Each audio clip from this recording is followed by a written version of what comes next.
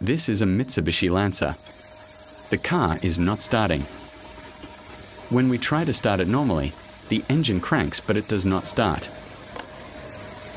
Now we will try a direct start.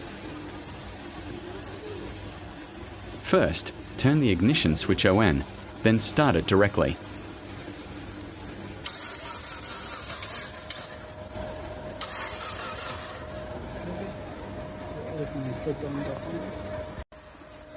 This means the starter motor is good.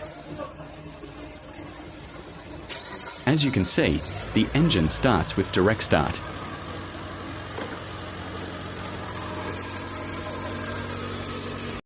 So we checked the relay supply.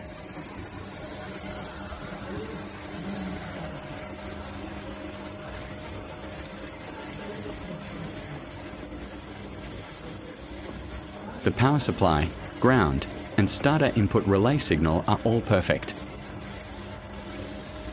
That means the starter relay itself is faulty and needs replacement. Thanks for watching the video.